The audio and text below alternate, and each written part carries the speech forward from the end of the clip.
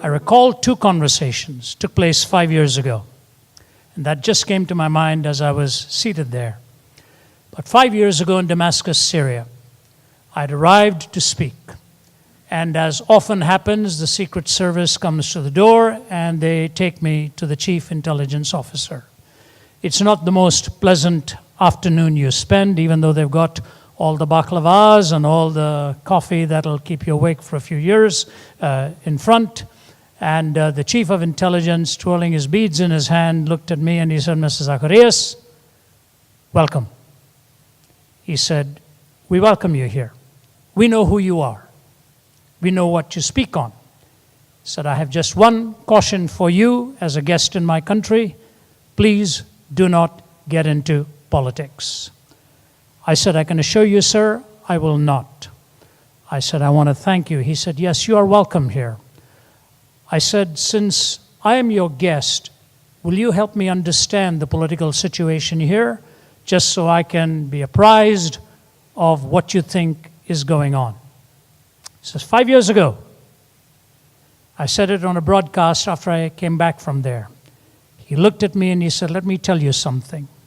I give this part of the world no more than 5 years and the whole thing is going to blow up." I said, "Are you serious?" He said, "Yes. No more than 5 years, the whole place is going to blow up." I said, "I'm not sure exactly what you mean and the extent to what you mean, but it has to be very sobering." He said to me, "We need people like you here. Please keep coming." I was shocked. I walked out of there, and he was one of the first people assassinated when Damascus got into its turmoil. Amazing. I wrote to my host from there and I said, "Was he the man I met with?" And he wrote back and said, "Yes." I said, "That's incredible." From Damascus, I drove on into Amman, Jordan. We got into Jordan.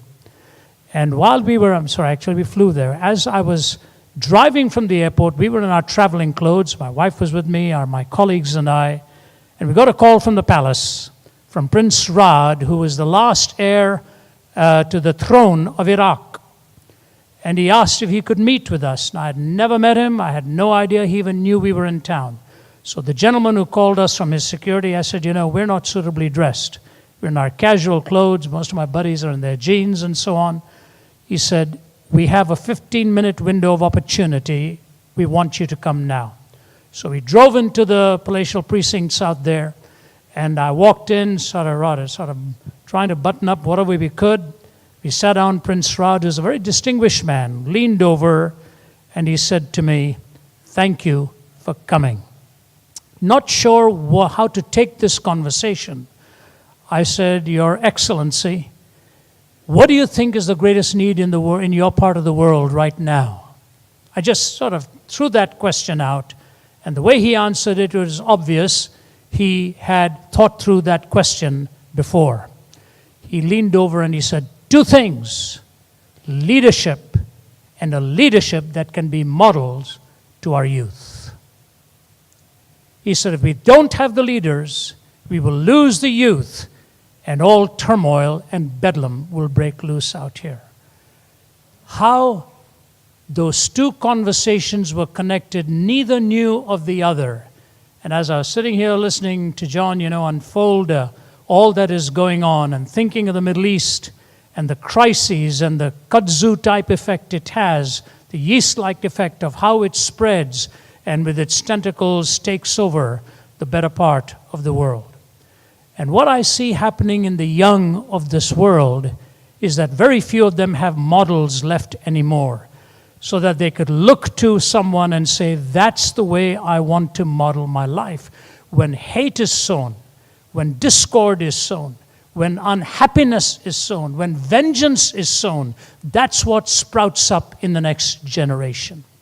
And so what I want to talk to you about, ladies and gentlemen, in the few minutes that I'll take here, is a question that Solomon asked of himself. What is worthwhile to do under the sun? This was a man who fed 14,000 at his palace every day. He said he had accumulated and accomplished more than anybody in his time. He had a harem. He was an architect. He'd built beautiful buildings. He knew all about agriculture.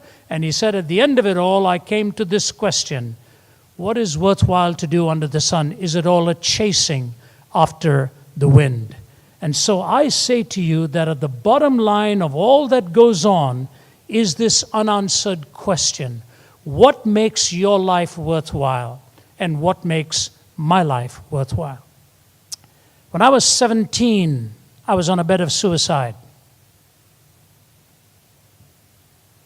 I'd never opened a Bible in my life. I'd never opened a religious book in my life. Unlike John, who was a good student, I was at the opposite end of the spectrum. I was addicted to failure because my goals were on the sports field. I didn't like books. I didn't like reading. I just wanted to play cricket. And when my father took us to church, I decided to memorize the prayer book so that I would know how long we were from finishing this thing. And I knew exactly at about the 7-minute mark to go. When the vicar would say, let us by faith therefore draw near by faith, I said, 7 minutes to go, and we're out of here, That's all the religiosity I had. And now as I think of all that happened, when I was 20, my father sent my older brother and me to Canada. He was 22. He got his job with IBM, became a systems engineer. He started his own high-tech company. And I was in the hospitality industry, wanted to do 1 or 2 years of internship before going on to Cornell. And as I was working in that hotel industry night after night, the managing director, the chef, and I would have dinner every night. And the conversation around that table was brand new to my thinking. I was only 20. I'd left home. I'd come to the West. I thought I was coming to utopia, and all the schemes I would see these boys were making at the end of the day. I thought, wow, is this what they really want to do at 11 o'clock every night after they finish? And one day, while he was literally grabbing me by the arm, he said to me, when are you going to become a man? Because he wanted me to go to one of the places they haunted. I looked at him, I said, Mr. Stanway, sir, you are my boss. But can I ask you just one question? Every night when you and Tony go out, you give me the keys to lock up everything. All the liquor, all the monies, all that's of value here. You give me the keys to lock it up. Why do you do that? He said, because I trust you. I said, sir, if tonight I go out with you and you cause me to violate one of my convictions, will you trust me again after that? He said, Ravi, I will never ask you to do that again. And the day I stepped out of there, a couple of years later, and went into my studies in theology and philosophy, changing dramatically from the business world, Mr. Stanway walked me to the door, put his arm around my shoulder. He said, this is the logical outworking of who you are. If you ever want to return, our doors will be open for you, but I don't think I'll be seeing you again. You see, there's a question you have to answer and that I have to answer. And I live on the road 50% of my life. I remember speaking to the Atlanta Braves and the Cardinals that were playing against each other at Turner Field. You speak first to the opposing team, then speak to the home team. I pray for neither of them for victory that night, or that'll be my last event to come to. So at the end of the night, I spoke to them I said, I look at you boys with muscles like watermelons. I said, I walk in here as the only one who fails the physical. I said, what am I going to talk to you about? How to knock a ball out of the park? I said, I can't even see it when you guys have knocked it out of the park. I said, I can't talk to you about baseball. I said, I can't even talk to you about cricket. I said, but what I can talk to you about is how to live your life on the road, because I spend more time on the road than probably most of you have. Because I'm 40 years as an itinerant now. This year, I'll spend over 200 days on the road. In the last 6 weeks, I've been to 8 countries. And straight from here, I'm on to Hong Kong, Singapore, Thailand, a few others. That's the way my life is. I'm an itinerant. I said, I want to talk to you about how to live your life on the road. There was a big hitter on the team. He came over to me, and I thought he would break my back the way he hugged me. And I've got a broken back already with titanium rods in there. He wrapped his arms around me, put his head on my shoulder, and wept and said, I wish I had heard this talk when I was starting out. Today I have all the money I've ever wanted, but very little of any real value in life. My call travel assistant was standing one step next to me. He just moved away to allow this big guy to weep on my shoulder and open his heart. Lee Iacocca said this in his straight talk. As I start down the twilight years of my life, I try to look back and figure out what it was really all about. I'm still not sure, he says, what all of this was meant to be and what is really the meaning of fortune and success. I know fame and power are for the birds, but then life suddenly closes into focus and there stand my kids, and I love them. No matter what you've done for yourself or humanity, if you haven't given love and attention to your own family, I ask you, what have you really accomplished? This is Iacocca. He's moving in the right direction. I want to give you 3 principles as quickly as I can. And I promise you, you take these principles and apply it in your inner life, success is truly defined by them. Gideon is taking 32,000 men to face a daunting enemy. He thinks he needs a big army. And if he's got the big boys on his side, 32,000 of them, he's outnumbering the opposition. And God says, you've got a problem, you've got too many. He says, what do you mean you've got too many? This enemy is huge. He says, no, you've got too many. So he says, give them a choice. Those who are really afraid of this fight, let them leave. Don't judge them, ask them the question. If they're fearful, let them go. 1/3 of them said they were terrified of this battle, 22,000 of them left. He's left with 10,000. God says, you've still got too many. I'm going to help you choose. All you need is about 300 of them. He said, take them to a river and let them take a drink to refresh themselves. A handful of them will drink this way, a handful of them will drink that way. Those that drink it as they cup their hands, they are the ones I want you to have. You take them, and it ended up being 300. Now, what was going on here? What were these men thinking? When they went to the water to kneel and drink before a battle, they weren't suspecting at all what was going on. And the reason is this. Please hear me. Anything that refreshes you without distracting you from, diminishing, or destroying your final goal in life is a legitimate pleasure.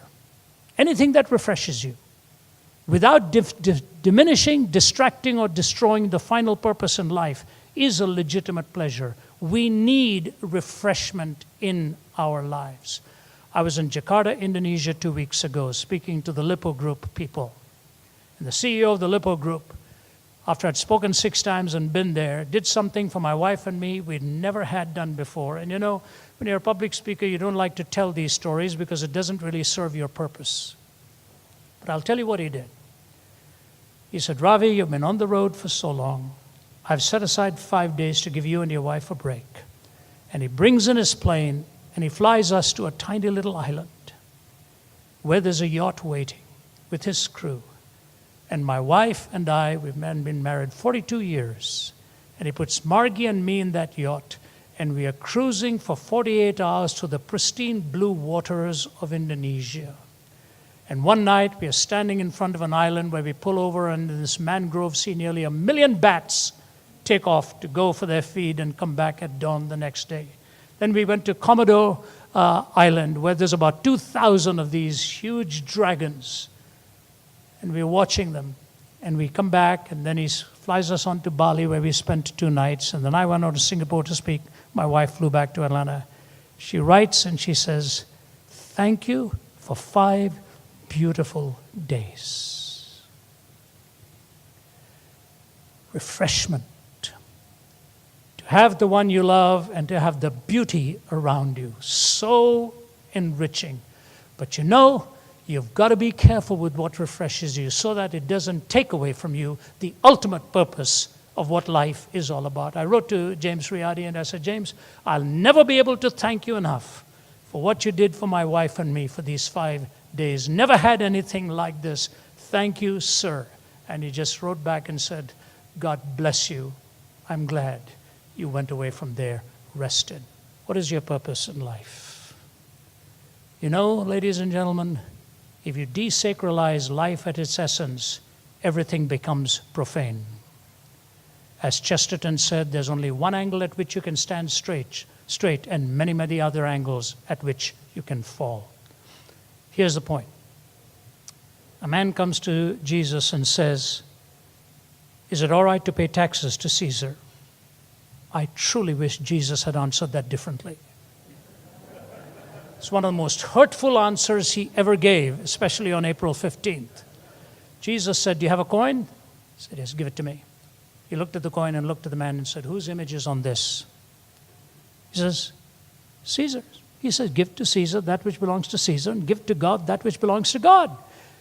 As an apologist who does open forums, the questioner should have had a comeback question. The comeback question should have been, what belongs to God? You know what Jesus would have said? Whose image is on you? If the image of Caesar is on the coin, give to Caesar that which belongs to Caesar. Give to God that which belongs to God. Do you know the Judeo-Christian worldview is the only worldview that pays you that great compliment? Imago Dei, you are created in the image of God. I cannot violate you. I cannot desacralize your life.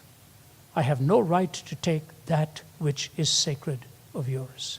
Which leads me to the second. Secondly, as Gideon and all go on to battle, David is in battle as well. Most of our characters revealed in battle. David is in battle and he's thinking back of home and he says, "Oh my, a drink from my well at home in Bethlehem, what a delicious thing it would be." You know, I travel a lot. I used to live in Toronto for 10 years. My wife's Canadian. One of the things I loved to do when I came back to Toronto was to take a drink out of the faucet. Because in Toronto, one of the cities I lived in, the water comes so cool and refreshing. You go straight, you don't need the fridge, just go to the faucet. I don't know whether the land is so frozen most of the time that keeps the water cold. I don't know what it is. You should enjoy it. Now when I come back to Atlanta, once upon a time when I first moved to Canada, the Indian restaurants in this part of the world were a disgrace. Now they're some of the finest in the world. And I come to Atlanta and my wife knows exactly where we are going to go the first night. Go out and have a nice dinner at the Indian restaurant there called the Palace. But more than that, just to get into my bed again after being on the road, my own bed.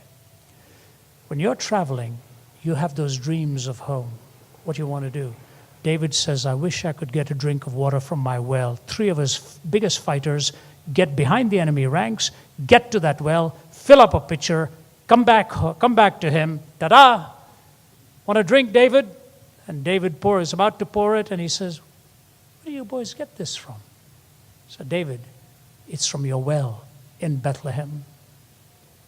So how did you do it? He said, "We snuck behind enemy lines. You guys put your life in jeopardy." "Yes, sir. We admire you. We love you. Want you to have it." David's about to put it to his mouth, takes it down, pours it onto the ground and says, "I cannot jeopardize the sacred right of another person to enjoy something for my pleasure." If he had reacted the same way when he saw Bathsheba, all of Old Testament history would have been different. Ladies and gentlemen, especially to you gentlemen, I want to say this. We need to know where our boundaries are, where the lines are that we need to draw. What is sacred, what is fulfilling, and I know whereof I speak.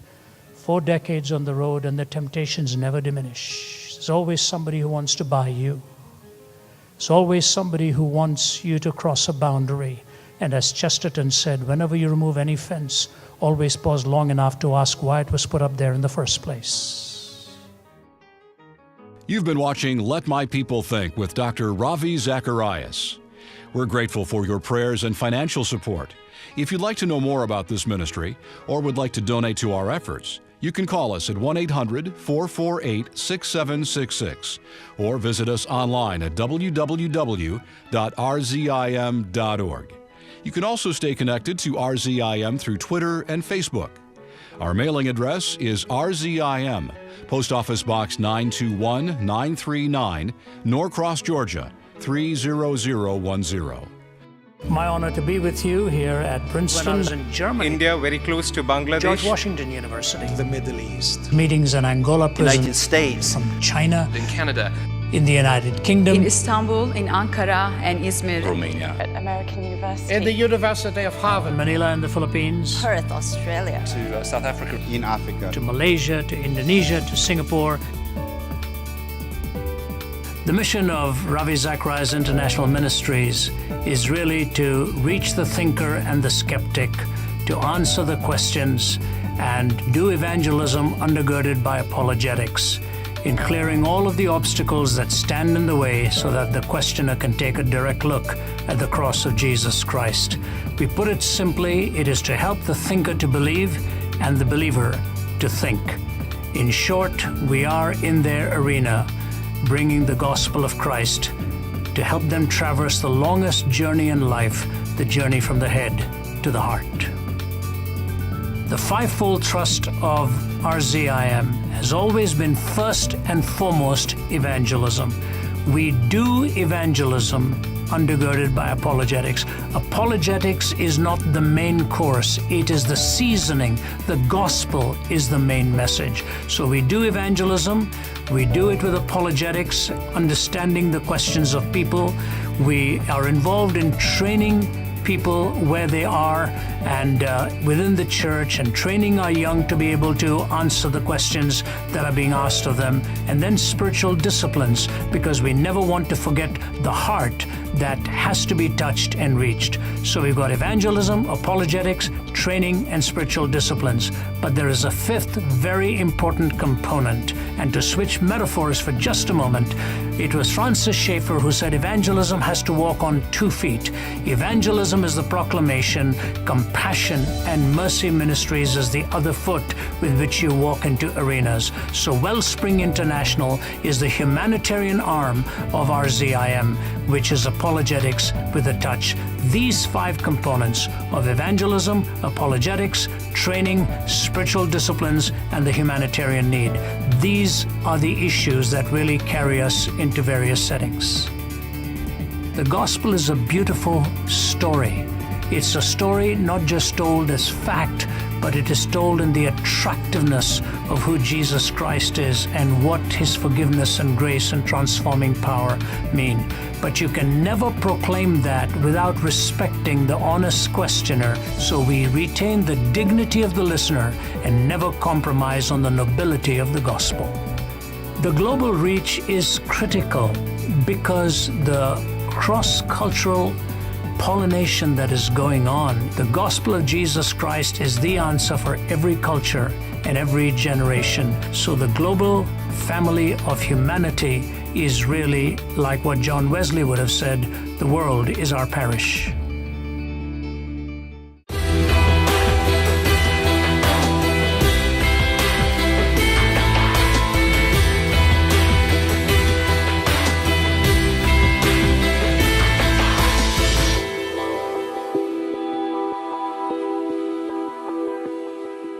Is it historically reasonable? Are the Gospels historically reasonable and reliable to a certain degree that we can measure as historians? And I think we would say yes, they are. And there are reasons for that, for testifying to the resurrection of Jesus. First of all, we don't just have one Gospel, we have 4 Gospels.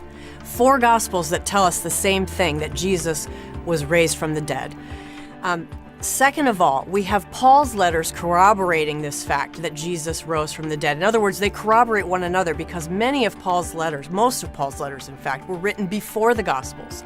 So here's my third point, here's this Jew who at one point is persecuting the church violently, held the jackets and coats of those who stoned Stephen, as we see in the book of Acts. Yet somehow, this Jew becomes a believer in Jesus and a follower of Jesus, so much so that he becomes the chief apostle and the chief witness, chief apologist, as you will, for the Christian faith. Now, how do you explain that historically? And then you have the discovery of the empty tomb being attributed to women. Now, in the first century, women were not considered credible witnesses in a court of law.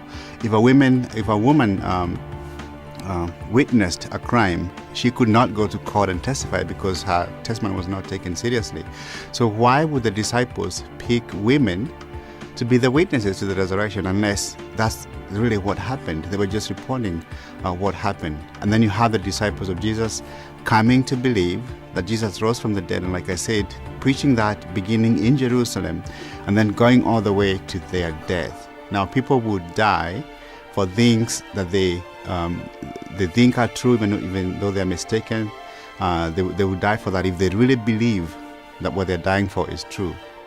But if they know that it is not true, if they were making it up, they would have known it wasn't true, and then they would not have been prepared to die for it. And they died in separate places, all convinced that Jesus had appeared to them alive after the crucifixion. We often find that immediate objection comes up against an anti-supernaturalism. The person is arguing from philosophical naturalism or materialism, in which their world, there is no possible intervention in their system.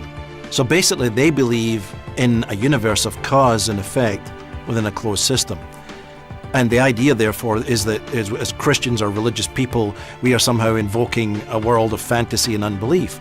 But we believe in a universe of cause and effect in an open system, that there's an agency that can act. So I think what we've got to define, and I know in my own case when I've had this discussion with people talking about miracles and so forth, or the possibility, is that if God exists, by definition, miracles would be logically possible. I mean, if he's a greater being than by which anything else exists, he is the greatest of all, is he omniscient, all-powerful and so forth, then the very name God carries the attributes of the ability to do anything within his system. And generally speaking, those scholars who presuppose that no God exists will throw up their hands and they will say, we don't know what happened.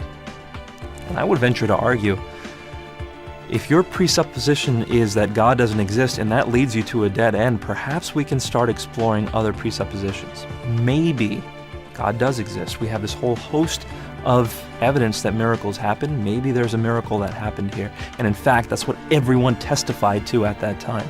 It's the best explanation by far. And if we as scientists presuppose naturalism, we're doing ourselves a disservice, especially if we don't look into the evidence around us.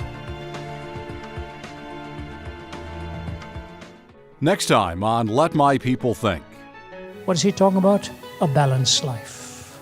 You must balance the spirit, the material, success, humility, power, surrender, family, public place in the arena. You must have a balanced life. Let My People Think is a listener-supported television ministry and is furnished by Ravi Zacharias International Ministries, Atlanta, Georgia.